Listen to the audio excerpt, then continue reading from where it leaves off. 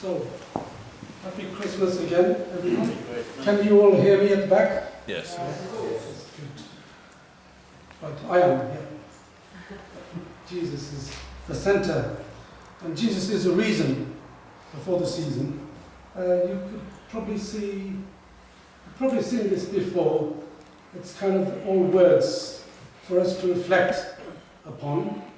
And when we read the Gospel reading just now, the end lines were, especially from verse 14, the Word became flesh and made His dwelling upon us. We have seen His glory, and the glory of the one, the only Son, who came from the Father, full of grace and truth. In a humble setting, Jesus came and became one of us. And by grace, you can see the word grace on there, but grace is sitting here as well. Thank the Lord. And we're full of grace because God has bestowed upon us His gifts. And I'd like to concentrate on three verses just briefly. I won't keep you long because I know the turkey's in the oven, meals already. But we want to enjoy today because it's all about Jesus. Jesus is the reason for the season. That's our theme. So what's Jesus? The reason for the season. Right.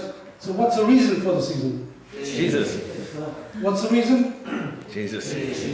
And what's the reason for the season? It's all about Jesus. Jesus, who's offered us full life.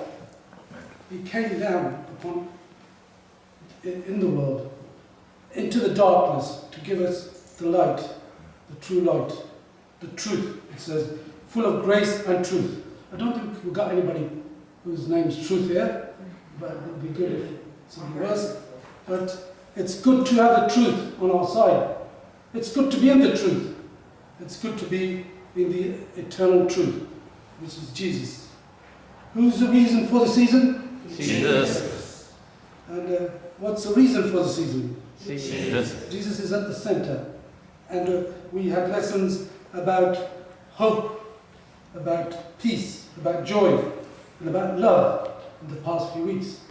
And we have lessons about Jesus all the time. Jesus is love. Can you see that big word, love? Yes. Yeah. That's on top, see? There's big writing. So God is love. And God has come down Himself as Jesus to give us that love. That love, that light, that truth, that life.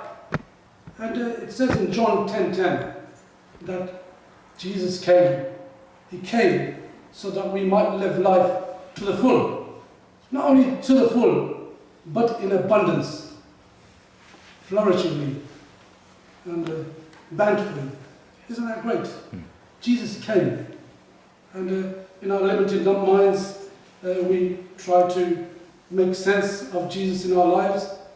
But He is there in this broken world, in this darkened world, because He has made us His vessels. He has made us, and we should be thankful for that. We should be praising Him for that. And we should be faithful because He is faithful to us, and live in His love. Ephesians chapter 2, verse 10, it says that, if anybody can remember that, it's a famous birthday verse because it says, for we are God's handiwork, created in Jesus Christ's image.